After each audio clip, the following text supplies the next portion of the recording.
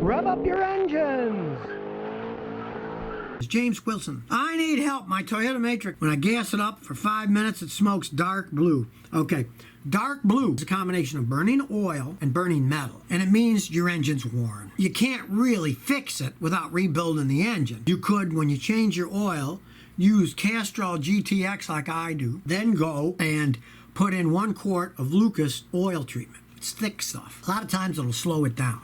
Now, as long as it doesn't burn too much, it isn't going to hurt anything, other than you're going to have to change the spark plugs more often. To fix it, you'd have to really rebuild the engine, because the blue means the piston rings are wearing, the valves are wearing, you got serious things wearing.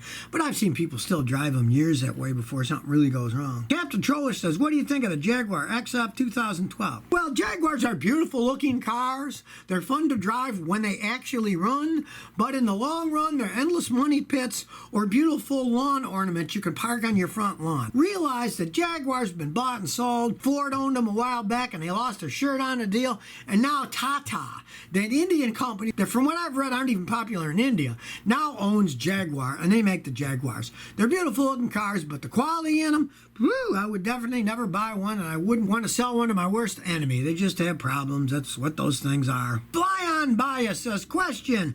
Why were the 80s Japanese carburetors so horrible? The main reason they were horrible was because they had to meet all these pollution standards that the American government made for them. Now, the really old ones were perfectly fine, but they had to make carburetors that would meet pollution standards, so they had a lot of computer controls stuck on them and a lot of really crazy stuff. And so they became very hard to fix. Now, back then, the average mechanic, we didn't have computers like this that would interface with those carburetors, even though they were computer controlled. We had to learn how to test them using oscilloscopes and ohm meters and stuff. It was a royal pain in the butt. We used to do back then, because back then they didn't inspect cars for emissions here in Texas. We would just take those carburetors off and we'd throw them away, and we would bolt on Weber Italian racing carburetors, because we could get a conversion kit back then for 150 bucks, put them on, they ran better.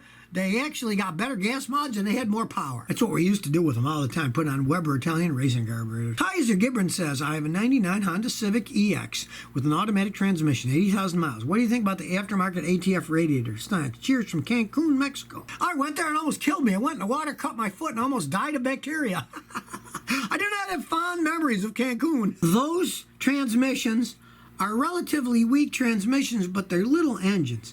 So, if you're going to put an automatic transmission radiator on it, it's not that bad of an idea. It can make it run a little bit cooler. You're in Cancun. When I was there, it was 102 in the shade.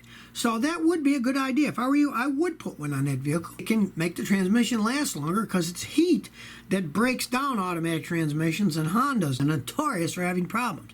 And one thing, if you do put it in, make sure you always use Honda automatic transmission fluid. They're very particular on their cars. Neville says, help, dangerous winter is coming. I got an 01 5.9 V8 Durango 4x4. The rear brakes lock up when I drive slow.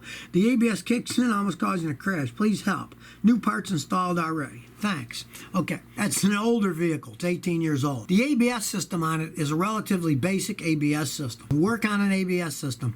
You can't do anything without a high-level scan tool. I've got a video you can watch on YouTube. Fixing ABS brake problems on your car. You'll need a scan tool like this. This is a new X431 that I got from Punch Technology, and it works quite well on ABS brake systems. You can see if the sensor's going out, if the modulator's going out. You got a problem with the ABS system, and you're not going to be able to figure it out without a scan tool like that. Even if you're not going to fix it yourself, got to get the data to even look at it. So have a guy, find a guy like me, and hook it up, see what he says, and go from there. It might be as simple as you just need a wheel speed sensor. Cali Dude says, I have a 1968 Ranchero. The left rear turn signal doesn't work when it's selected. Works with emergency flashes, brakes, and lights. It just won't flash when selected. If the left front turn signal is flashing, then it's not the flasher, because the flasher operates them both.